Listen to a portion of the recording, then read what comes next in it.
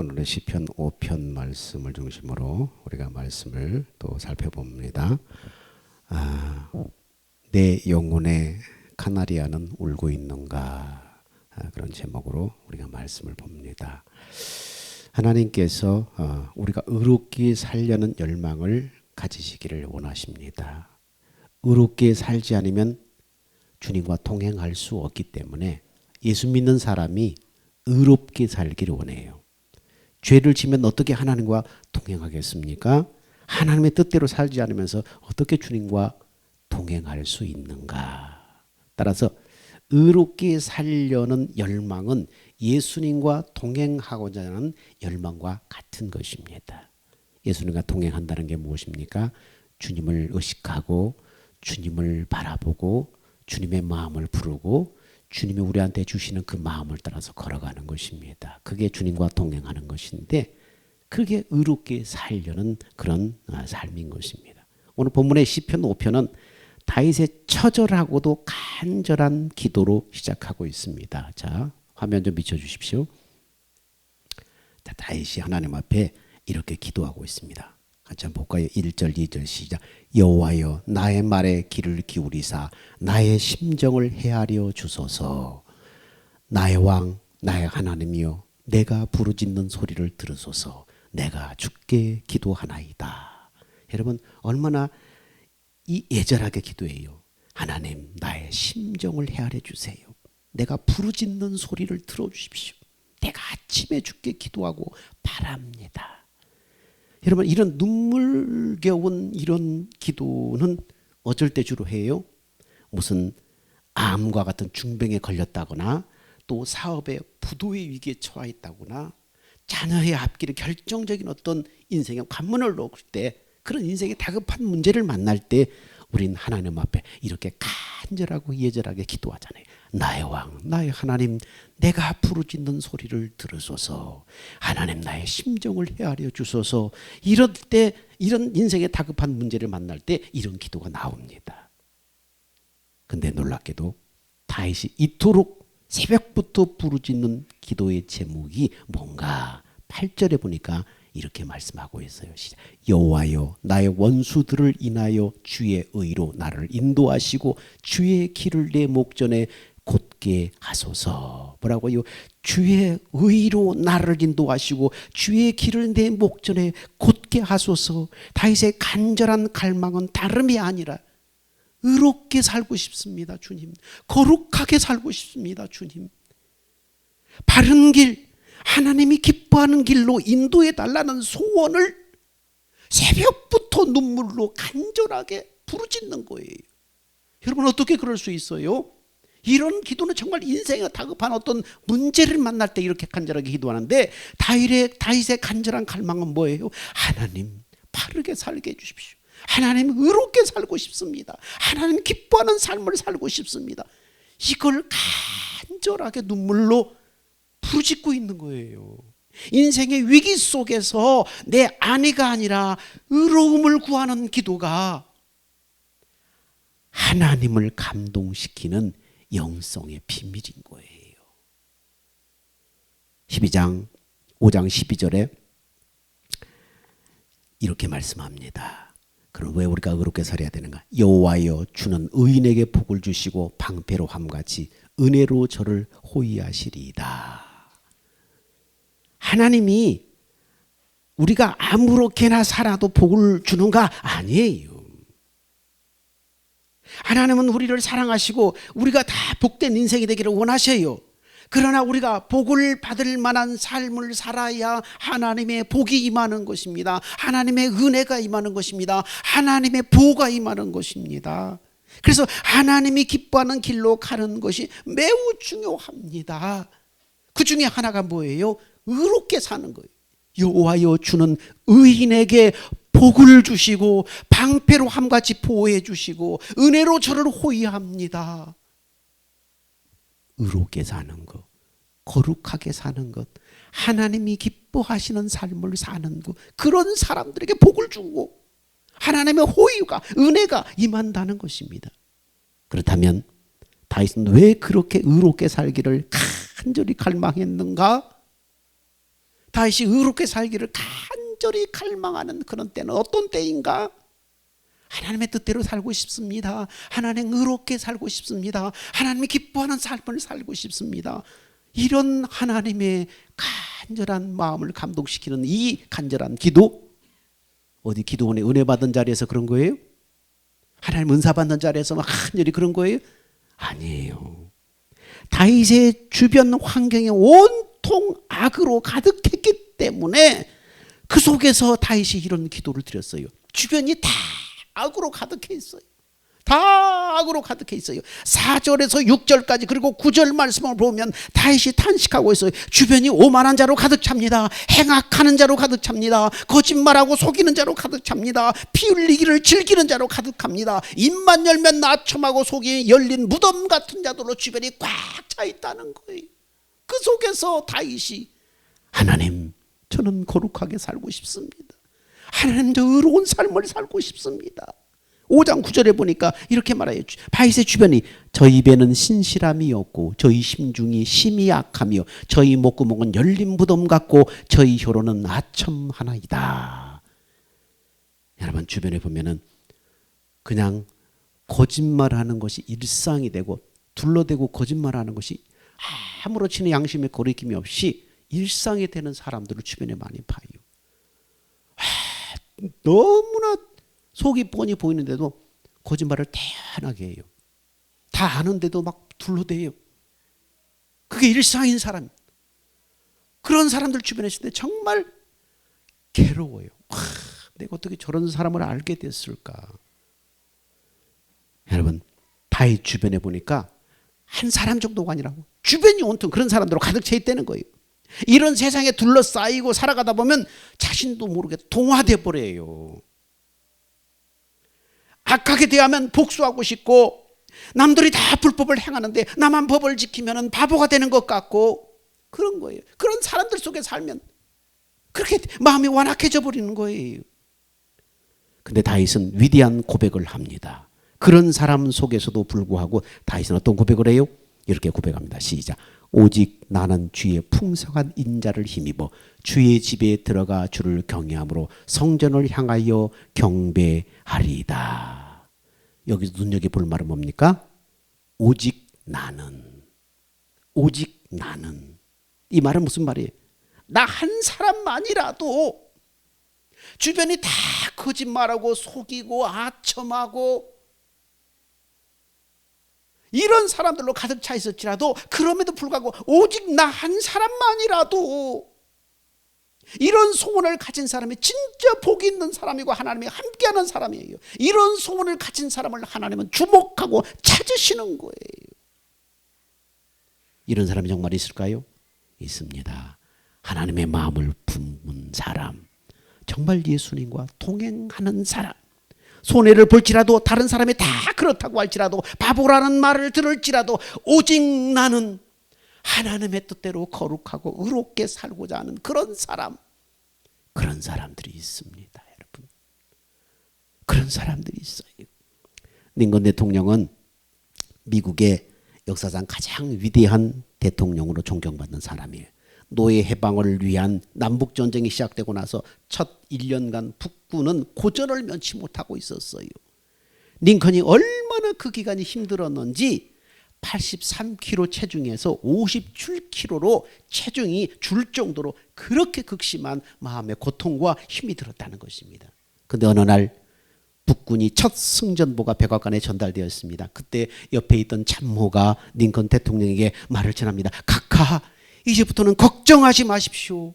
하나님은 항상 우리 북군 편입니다. 그러자 링컨이 정색을 하면서 말합니다. 내가 진짜 염려하는 것은 내가 정말 하나님 편에 서 있는가 하는 것입니다. 내가 하나님 편에 서 있다면 하나님은 항상 내 편입니다. 저는 이 교훈을 성경의 다윗을 통해서 깨달았습니다. 이렇게 말합니다. 우리는 보통 뭡니까? 하나님, 내 편 되어 주세요. 하나님, 나를 도와주세요. 이렇게 하지, 내가 하나님 편에 서 있는가? 나는 정말 하나님이 기뻐하는 방향으로 가 있는가? 이런 생각이 하기 힘들잖아요. 보통 하나님 나 도와주세요. 내 편 되어 주세요.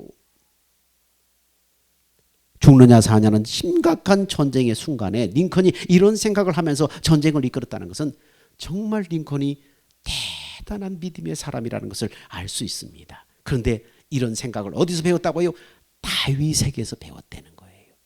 오늘 시편 5편에서 다윗이 바로 이 기도를 하나님 앞에 드리고 있는 거예요. 여러분, 천국 복음으로 사는 우리가 세상 사람과 다른 것은 바로 이런 소원이에요. 예수와 함께 죽었으니까 이제는 세상 사람과 소원이 다른 거예요. 예수와 함께 사는 자 되었으니까 이제는 세상 사람과 소원이 달라야 하는 것입니다. 이것이 진짜 예수님과 동행하며 사는 것입니다. 여러분, 워치만이라고 하는 중국의 유명한 그리스도인이 있었습니다. 어느 날 그가 기차 여행을 하고 있었는데 한쪽에서 사람들이 모여서 돈을 걸고 막 마작을 하고 있는 거예요.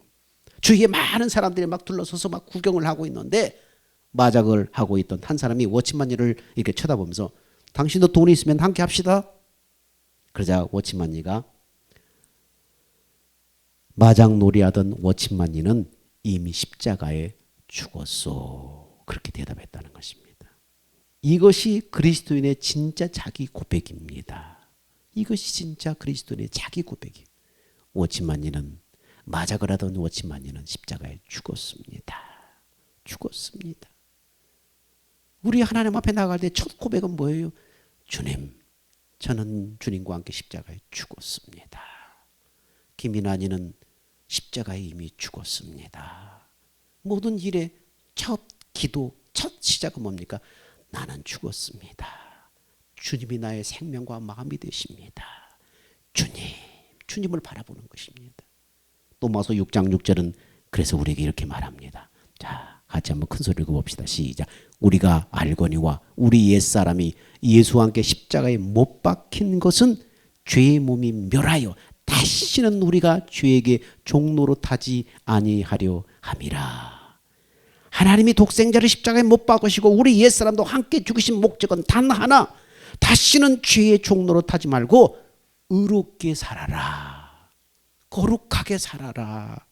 그래서 예수님이 나를 위해 죽으시고 옛사람도 함께 죽으셨다는 거예요. 우리에게는 세상을 좋아하고 세상 사람들을 따라 살고 이익과 재미를 얻으려는, 그리고 무엇이든지 가리지 않던 그런 시절이 있었어요. 세상의 재미, 세상의 이익이라면 가리지 않고 쫓아가던 그런 삶이 있었습니다. 그러나 예수 영접하고 나서 우리는 완전히 달라진 거예요. 옛사람이 예수와 함께 십자가에 죽었어요.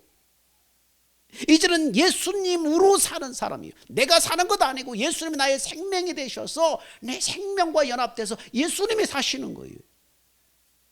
이제는 의로운 길로 가는 것이 우리의 소원이 되어야 되는 거예요. 생명 자체가 바뀌었기 때문에 세상이 즐겁고 세상의 풍조와 세상의 재미와 세상의 이익과 이것을 따라 살던 그 옛사람은 죽었다는 거예요. 못 박혀 죽었다는 거예요.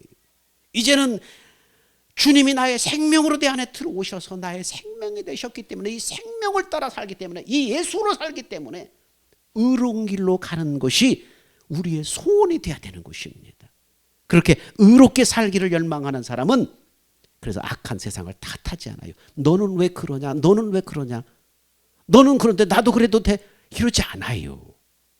악한 자가 막 잘 때도 그들의 형통을 부러워하지 않아요. 잠언 24장 19절 말씀에 뭐라고 합니까? 너는 행악자의 득이함을 인하여 분을 품지 말라. 악인의 형통을 부러워하지 말아라. 의롭게 살고자 하는 시편 저자에게 행악자들이 부러운 것이 아니라 뭡니까? 불쌍하게 보이는 거예요. 내가 죽고 나의 생명 되신 예수를 바라볼 때에 그 주님이 주시는 생각과 마음이 나를 점령할 때 그들을 바라볼 때 뭡니까? 불쌍한 거예요. 부러운 것이 아니라 불쌍한 거예요. 주님을 바라보고 의롭게 사는 사람에게는 예수 안에서 누리는 말할 수 없는 기쁨이 그 안에 있는 것입니다. 내가 죽었습니다. 내 안에 주님이 나의 생명과 마음이 되십니다. 주님의 이름을 부를 때에 주님, 그런 사람들에게 뭘 준다고? 주님께서는 오직 주께 피하는 자는 다 기뻐하며 주의 보호로 인하여 영영이 기뻐 외치고 주의 이름을 사랑하는 자들은 주를 즐거워하리이다. 이렇게 내가 죽고 예수를 바라보고 주님을 바라보는 사람에게 주님이 뭡니까? 기쁨을 주신다는 거예요. 주를 영영이 기뻐 외치고 주의 이름을 사랑하는 자들은 주를 즐거워하리이다. 기쁨 기쁨을 주고 즐거움을 주신다는 것입니다. 그러므로 의롭게 살면서 거룩한 길, 주님이 기뻐하는 그 길을 살면서 우리는 조급해하지 말아야 돼요. 주님 힘들어요. 언제까지 이렇게 살아야 돼요? 저 사람은 저렇게 잘 되는데요. 저렇게 악하게 사는데, 죄 짓고 사는데 저 사람은 저렇게 형통하잖아요. 주님 힘들어요. 언제까지 내가 이렇게 살아야 돼요? 그렇게 해서는 안 돼요. 갈라디아서 6장 9절은 뭐라고 말합니까? 우리가 선을 행하되 낙심하지 말지니 포기하지 않으면 때가 이름에 거두리라. 여러분, 선이 뭐예요? 주님의 마음을 따라 걸어 살아가는 것이 선이에요. 세상의 윤리적인 도덕적인 선이 아니라 성경에서 말하는 선은 뭡니까? 주님을 바라보고 주님이 주시는 생각과 마음을 따라 걸어가는 것이 선이에요. 선한 선생이요, 우리가 어떻게 하나님의 일을 합니까? 사람들이 와서 주님께 물어보지, 이 사람아, 선한 분은 하나님 한 분뿐이시야. 하나님 한 분만이 선하신 분이, 인간이 어떻게 선하게 살아요? 근데 하나님의 생명이 우리 안에 들어오니까 그 생명에서 나오는 마음을 따라 사니까 그게 선인 거예요. 선을 행하되 하나님이 원하는 길, 거룩한 길, 의로운 길, 그 길, 하나님의 마음을 따라서 그 길을 걸어가는데 왜 환경이 안 달라져요? 왜 아기는 계속 그렇게 형통해요? 못된 사람은 왜 이렇게 승승장구해요? 선을 행하되 낙심하지 말아라. 포기하지 않으면 때가 이름에 거두리라. 때가 있어요. 하나님의 때가 있어요. 거두는 때가 있다는 거예요. 세상에 다 악하고 악한데 의로운 길, 선한 길, 경건한 길을 내가 가고 있다면 잘 살고 있는 거예요. 지금 잘 살아가고 있는 거예요. 주변이 사람들이 속이고 악하고 아첨하고 막 그런 사람들이 잘 될 때, 그럼에도 불구하고 내가 하나님이 기뻐하는 길, 선한 길, 경건한 길을 내가 가고 있다면 지금 너무나 잘 살고 있는 거예요. 진짜 복 있는 길을 걸어가고 있는 거예요. 그 사람의 마음에 시온의 태도가 있는 사람인 거예요. 낙심하지 말아라. 조급해하지 말아라. 때가 이르면 거두리라. 여기에 우리의 고민이 있습니다. 우리가 알기는 잘 아는데 의롭게 살고 싶은 열망보다 우리 안에 육신의 정욕, 안목의 정욕, 이생의 자랑에 대한 욕망이 더 클 때가 있어요. 우리 안에 여전히 세상에 대한 미련, 세상 재미에 대한 유혹이 너무나 많아요. 손해보는 것 끔찍하게 싫고, 사람에게 무시당하는 것 견딜 수가 없고, 수단과 방법을 그러지 않고 성공하고 싶은 열망이 예수 믿는 우리 안에도 있다는 거예요. 예수 믿으면서 왜 세상 재미, 세상 유혹에 우리도 그렇게 유혹에 흔들릴까요? 왜요? 잠언 4장 23절은 이렇게 말합니다. 무릇 지킬 만한 것보다 더욱 네 마음을 지켜라. 생명의 근원이 여기서 남이니라. 예수를 믿고 영접하고도 우리의 마음을 지키지 못하기 때문에 세상 재미와 세상 유혹에 흔들리는 거예요. 마음을 지켜라. 여러분, 우리도 가끔은 예수님 생각을 해요. 근데 그 생각이 오래가지 않아요. 가끔씩 예수님 생각하는데, 여러분 늘 주님을 의식하고 살아야 되는데 생각이 오래가지 않아요. 마음에 세상의 염려와 세상의 걱정이 가득 차서 주님을 향한 생각을 밀어내기 때문이에요. 이 상태는 뭡니까? 영적으로 아주 위험한 상태인 것입니다. 여러분, 성경은 우리에게 뭐라고 말합니까? 너희 안에 이 마음을 품으라. 그리스도 예수의 마음이니. 예수의 마음을 품는 것이 우리가 해야 할 일입니다. 그 다음부터는 뭡니까? 주님이 일하시는 거예요. 우리는 예수의 마음을 품는 데까지만 가면 그때부터 주님께서 역사를 하시는 것입니다. 그러면 예수님의 마음을 품으려면 연습을 해야 돼요. 경건의 연습을 해야 돼요. 예수님을 생각하는 연습을 해야 되는 것입니다. 여러분, 연습하지 않으면 세상의 걱정, 근심이 다 밀려 들어와서 예수님을 생각하는 마음을 밀어내버려요. 그래서 예수님의 마음을 품으면은 그 다음부터 주님이 역사하시는데, 예수님의 마음을 품으려면 생각하는 연습을 해야 돼요. 에베소서 4장 22절에 성경은 이렇게 말해요. 너희는 유혹의 욕심을 따라 썩어져가는 구습을 쫓는 옛사람을 벗어버리고. 유혹의 욕심을 따라 썩어져가는 구습을 따르는 옛사람, 뭡니까? 이 물질적인 이 육체를 말하는 게 아니에요. 옛 자아 본성을 말하는 거예요. 그걸 벗어버리라고요. 어떻게 해요? 이미 십자가에 못 박혀 죽었는데도 불구하고 계속해서 거기에 사로잡혀 있으니까 벗어버리는 거예요. 어떻게 벗어요 우리가? 주님, 저는 십자가에 못 박혀 예수와 함께 죽었습니다. 세상을 즐기고 세상에 대한 욕심 욕망이 가득 찼던 저는 십자가에 죽었습니다. 내가 벗는 게 아니고 죽음을 확인하라는 거예요. 이미 십자가에 너는 죽었음을 확인하라는 거예요. 육신의 정욕, 안목의 정욕, 이생의 자랑을 쫓아가려고 하는 그 야망, 이 욕심, 옛사람의 죽었음을 입으로 시인하고 확인하라는 거예요. 이게 벗어버리는 거예요. 벗어버리고 그 다음에 심령이 새롭게 돼요. 벗어버렸으면 그 다음 어떻게 해요? 빈집 놔두면 안 되잖아요. 주님을 바라보는 거예요. 주님을 바라보는 거예요. 믿음으로 주님의 이름을 부르고 주님을 바라볼 때 심령이 새로워지는 것입니다. 옛사람의 죽음을 확인하고 그것을 나는 죽었습니다라고 벗어버리고 내 모든 생각을 내려놓고 내 안에 나의 생명 대신 예수님을 바라봄으로 주님의 마음과 나를 일치시키는 거예요. 이걸 연습하는 거예요. 그러면 그 다음부터는 성령의 가르침과 깨닫게 하심과 감동이 임함으로 새 사람을 덧입는 거예요. 진리의 말씀으로 가르쳐서 성령이 깨닫게 하셔서 나한테 새 옷을 입혀주시는 거예요. 이처럼 예수님을 의식하고 예수님을 바라보며 사는 것을 여러분 결코 작게 여기지 말아야 돼요. 유혹의 욕심을 따라가 썩어져가는 구습을 따른 옛사람을 벗어버리고 그렇습니다. 주님 나는 죽었습니다. 너의 심령이 새롭게 되라. 생각을 내려놓고 생명 대신 예수를 바라봄으로 말미암아 주님의 마음과 일치를 시키는 거예요. 그러면 성령의 가르침과 성령의 감동과 역사하심으로 말미암아 새 사람이 입혀지는 것입니다. 하나님을 따라 뭐예요? 의와 진리의 거룩함으로 성령께서 진리의 성령께서 말씀하시고 깨닫게 하시는 것입니다. 그래서 새 사람이 입혀지는 것입니다. 그러면 우리는 예수를 닮아서 자라가는 거예요. 믿음이 자라는 거예요. 성품이 자라는 거예요. 속사람이 자라는 거예요. 옛날 광산에서 광부들이 독가스에 중독돼서 질식사하는 일이 많았습니다. 그래서 광부들이 갱도에 들어갈 때는 사람보다 공기에 민감한 카나리아라는 그런 새를 데리고 들어갑니다. 카나리아는 산소가 부족하거나 유독가스가 생기면 금방 민감하게 그냥 죽어버리기 때문에 카나리아가 살아있으면 안심하고 일하지만 카나리아가 죽게 되면 곧바로 탄광을 빠져나오는 것입니다. 하나님은 우리의 영적 상태를 점검할 수 있도록 우리 마음속에 영혼의 카나리아를 주셨어요. 영혼의 카나리아가 뭡니까? 그것은 바로 내가 지금 예수님을 의식하고 예수님을 생각하고 사는가? 그것이 영혼의 카나리아예요. 아침에 눈을 뜰 때 주님, 밥을 먹을 때 주님, 일터에서 일할 때 주님, 길을 걸을 때 주님과 대화하듯이 주님을 생각하고 주님께 질문하고 얼마나 예수님을 의식하고 사는가. 만약 내 마음에 주님을 향한 생각이 하루 일주일이 가도 전혀 생각이 없다면 그것은 내 영혼의 카나리아가 이미 죽어버린 상태예요. 예수 믿고 거듭난 사람은 예수의 생명으로 사는 사람인데 그 예수님을 의식하지 않고 하루 이틀 일주일 몇 주가 되도록 주님을 생각하지 않고 살아간다면 이미 영혼의 카나리아가 죽어있는 상태예요.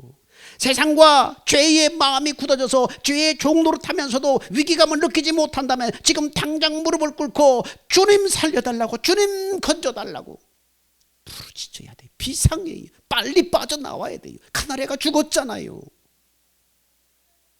빌립보서 2장 5절은 너희 안에 이 마음을 품으라. 곧 그리스도 예수의 마음이니.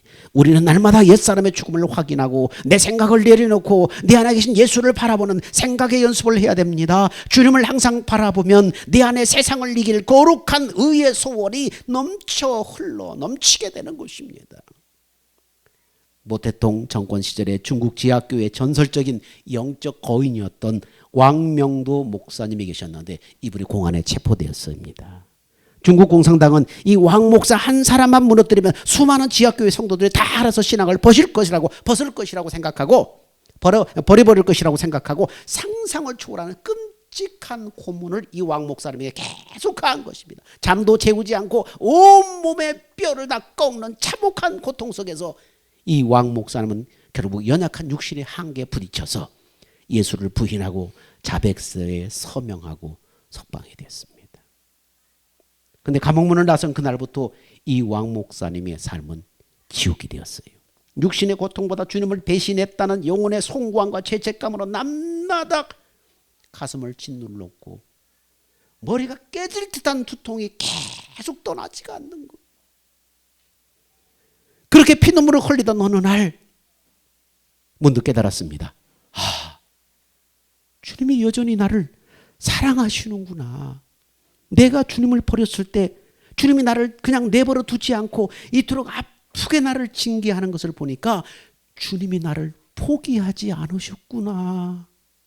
그것을 깨닫는 순간 그는 벌떡 일어나 차가운 북경 거리로 뛰쳐나갔습니다. 그리고 자신의 가슴과 등에 커다란 나무 간판을 써서 걸었습니다. 간판은 이렇게 써 있어요. 제 이름은 베드로입니다. 저는 나를 사랑해 주신 주님을 배신했습니다. 그러면서 북경거리를 통곡하며 걸어다니며 목이 터져라고 자신의 죄를 자백하고 다녔습니다. 결국 그 현장에서 다시 체포됐습니다. 그 대가로 그때부터 19년 동안 끔찍한 감옥 생활이 계속됐습니다. 그의 소식이 알려지자 중국 지하교회 지도자들은 큰 도전이 돼서 왕 목사님의 뒤를 이어서 중국의 지하교회 지도자들의 국권이 세워지기 시작했습니다. 19년의 감옥 생활을 끝내고 풀려나던 날 많은 사람들이 왕 목사님이 와서 어떻게 그 참혹한 감옥 생활을 견뎌내셨습니까? 물었을 때 그는 웃으면서 대신 찬송을 하나 부르고 싶습니다. 그러면서 찬송을 이제 부르는데 몸은 늙었고 손가락 마디마디가 다 뒤틀려 버렸고 그의 아내는 앞을 보지 못할 지경이 되어버렸고 근데 그는 빛나는 눈동자로 그 와중에 찬송을 부르기 시작합니다. 나의 갈 길 다가도록 예수 인도하시니 내 주 안에 있는 긍휼 어찌 의심하리요. 믿음으로 사는 자는 하늘 위로 받겠네. 무슨 일을 만나든지 만사형통하리라.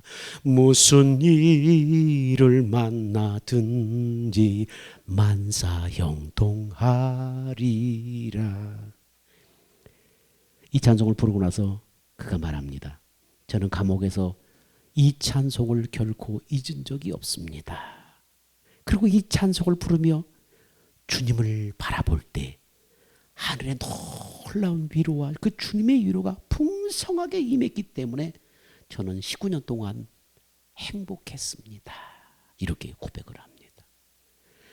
참으로 두려운 순간에 예수님을 생각하니까 그리고 예수님을 바라보게 되고 그래서 바른 소원을 가진 그 주님의 마음을 가지게 되고 결국 왕명도 목사님 자신도 살고 중국 교회도 살게 된 것입니다. 여러분 정말 예수를 생각하고 예수를 바라볼 수 있다는 것이 얼마나 놀라운 일인지 모릅니다. 주님을 항상 바라보면 당연히 의롭게 살고 싶은 마음, 거룩하게 살고 싶은 그 주님의 마음이 일어나게 되는 것입니다. 그래서 믿음의 주여 우리의 믿음을 온전케 하는 예수를 바라봐라. 예수를 바라봐라. 그렇게 히브리서는 말하고자 하나요. 바라보라는 거예요. 주님 나는 죽었습니다. 나의 생명 대신 예수님이 나의 생명 마음이십니다. 주님, 주님의 이름을 부를 때에 주님을 바라볼 때에 주님이 우리의 마음을 위로해 주시는 것입니다. 잠잠하게 주님의 마음을 기다리면 성령의 가르침이 성령의 깨닫게 하심이 성령의 감동하심이 우리에게 임하는 것입니다. 이것이 뭐예요? 주님이 약속한 새 언약이에요. 거드슨 테일러 선교사님이 말했습니다. 나의 헌신과 행복의 비결은 어떻게 하루를 시작하느냐에 달려 있습니다. 연주자는 음악회를 시작하기 전에 악기를 조율합니다. 음악회가 끝난 다음에 조율을 한다면 어리석은 일이겠지요. 나는 아침에 일어나면 나의 뜻에 나의 생각을 하나님의 뜻에 주님의 뜻에 나의 생각을 맞추는 일부터 시작합니다. 그러면 하루가 보람되고 행복해집니다. 아침에 일어나서 뭐 하고요? 하나님의 뜻, 주님의 뜻, 주님의 마음에다가 내 생각을 일치시키는 거예요. 악기를 조율하는 거예요. 다윗이 아침 첫 시간에 어떤 기도를 드렸어요? 시편 5편 3편에 여호와여 아침에 주께서 나의 소리를 들으시리니 아침에 내가 주께 기도하고 바라리이다. 아침 첫 시간에 하나님께 자신이 의로운 자가 되게 해달라고, 이 하루가 거룩하고 의로운 삶을 살게 해달라고 기도를 드렸다는 거예요. 하루의 첫 시간 하나님 앞에 나가서 기도로 인생의 방향을 조율했다는 거예요. 이 하루를 어떻게 살 것인가, 하나님 앞에 악기를 조율하듯이 하루를 조율했다는 거예요. 의롭게 살기를 진정으로 다윗이 갈망했다는 것입니다. 의롭게 사는 것이 복인 줄 알고 하나님의 보호가 있고 하나님의 호의가 있다는 것, 하나님의 은혜가 있다는 걸 알았기 때문에 하루의 첫 시간을 의롭게 살고 싶습니다. 거룩하게 살고 싶습니다. 생각을, 마음을 하나님 앞에 조율했다는 것입니다. 주일은 한 주 동안 되어질 일을 하나님과 조율하는 시간이에요. 성경은 이렇게 말하죠. 너희는 먼저 그의 나라와 그의 의를 구하라. 정치가 이념에 경도되고 경제가 IMF 때와 같이 위태롭고 안보와 국방이 위협받는 지금 위기의 때예요. 갈수록 세상은 악해지고 거짓으로 가득해 보입니다. 이때 우리가 하나님 앞에 간절히 원하는 기도가 무엇인가? 하나님은 은혜가 너무 풍성하신 분이에요. 우리가 깨끗한 통로가 되기만 하면 되는 거예요. 깨끗한 통로가 되기만 하는 거예요. 어떤 것이 깨끗한 통로인 거예요? 의로워지는 거예요. 거룩해지는 거예요. 이 하루도 하나님 의롭게 살고 싶습니다. 거룩하게 살고 싶습니다. 의롭고 거룩하게 살고 싶은 것 세상 사람들의 기준이 아니에요. 하나님의 주님을 바라봄으로, 주님을 생각하고 주님을 바라보고 주의 이름을 부름으로 말미암아 주님이 부어주시는 그 하나님의 생각과 마음, 그걸 따라가는 것이 의로운 길이에요. 그걸 따라가는 것이 주님과 동행하는 거예요. 거친 바다를 항해하는 배 한 척이 있었습니다. 갑자기 사나운 폭우가 막 몰아치다 배는 요동을 치고 사방에 막 물이 들어오기 시작합니다. 공포에 질린 선원들이 막 살게해서 짐을 바다에 던지고 막 울부짖습니다. 그때 한 선원이 조타실로 달려가서 키를 잡고 있는 선장을 딱 봤어요. 선장은 거센 파도가 배를 때릴 때마다 흔들리는 배 환경을 바라보지 않고 오직 정면에 있는 나침반 하나만을 뚫어지게 바라보면서 사력을 다해서 키를 잡고 있었습니다. 파도가 아무리 거세게 몰아쳐도 나침반의 방향이 가리키는 정북향을 향해서 머리를 고정하자 배는 뒤집히지 않고 마침내 폭풍을 뚫고 안전한 항구에 도달할 수 있었습니다. 여러분, 세상이라는 바다가 아무리 약한 폭풍으로 요동칠지라도 우리 영혼의 나침판이신 예수 그리스도를 바라보며 의의 방향을 지켜내야 합니다. 믿음의 사람들은. 하나님, 전국 방방곳곳에 오직 주님만 바라보는 의로운 성들이 우주순처럼 일어나게 하옵소서. 세상은 악하고 거짓될지라도 오직 나는 주님의 뜻대로 의롭게 살고 싶습니다. 주님과 동행하겠습니다. 여러분, 내 이익과 성공을 구하는 기도보다 세상에 다 타락해도 나만은 의롭고 거룩하게 살겠다고 몸부림치고 부르짖는 그 한 사람의 기도를 통해서 하나님은 가정을 살리고 교회를 살리고 이 민족을 위기에서 건져낼 줄 믿습니다. 여러분, 이 한 주간 거룩한 의의 소원을 품고 영혼의 나침반이신 주님을 바라보고 주님과 동행하는 우리 산돌교회 성도들이 다 되시기를 주의 이름으로 축원합니다. 사랑과 은혜가 풍성하신 아버지 하나님, 주님의 은혜와 사랑을 감사합니다. 사랑의 하나님, 공의의 하나님, 세상이 아무리 어둡고 악할지라도 오직 나는 주님의 풍성한 의를 힘입어 의의 길을 걷겠습니다 하고 다짐하는 다윗의 고백이 우리의 고백이 되게 하여 주옵소서. 우리 영혼의 카나리아와 같은 예수님을 한순간도 잊지 않게 하시고 세상 폭풍이 몰아칠 때 영혼의 나침반 되신 주님만을 바라보며 믿음의 길을 굳게 붙잡게 하여 주시옵소서. 손해를 보고 바보라고 놀림을 당할지라도 왕명도 목사님처럼 하늘의 위로를 누리며 끝까지 의로운 편에서는 거룩한 성도가 되게 하여 주옵소서. 이 나라 이 민족의 위기 속에 우리 교회가 그리고 우리가 전국 방방곳곳에 우후죽순처럼 일어나는 의의 통로가 되기를 소망하오며 우리를 죄에서 건져 새 사람을 입혀주실 예수 그리스도의 이름으로 간절히 기도합니다. 아멘. 다 기립합시다.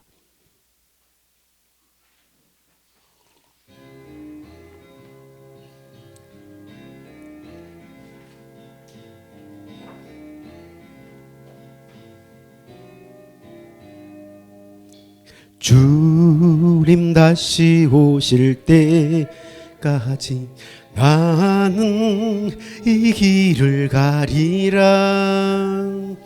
좁은 문 좁은 길 나의 십자가 지고 나의 가는 이 길 끝에서 나는 주님을 보리라.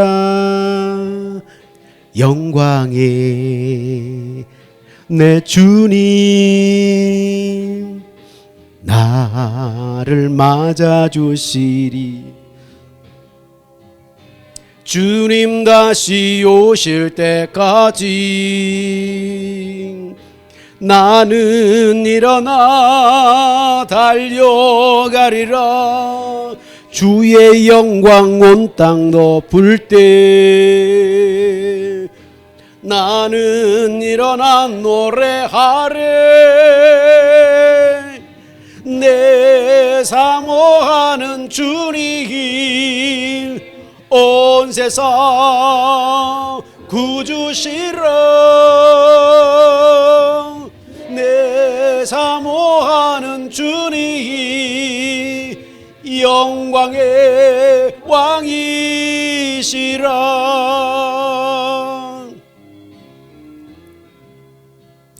주님 다시 오실 때까지 나는 이 길을 가리라. 좁은 문 좁은 길 나의 십자가 지고 나의 가는 이 길 끝에서 나는 주님을 보리라. 영광의 내 주님 나를 맞아주시리. 주님 다시 오실 때까지 나는 일어나 달려가리라. 주의 영광 온 땅 덮을 때 나는 일어나 노래하래. 내 사모하는 주님 온 세상 구주시라. 내 사모하는 주님 영광의 왕이시라. 내 사모하는 주님 온 세상 구주시라. 내 사모하는 주님 영광의 왕이시라. 이제는 우리 주 예수 그리스도의 무한하신 은혜와 아버지 하나님의 극진하신 사랑하심과 성령의 위로와 교통 충만하심이 영혼의 나침반이신 예수님과 매일 동행하기로 결단하는 산돌교회 모든 성도들 머리 위에, 그리고 위기 속에 있는 이 나라 이민족 위에 이제부터 영원 무궁토록 함께 있을지어다.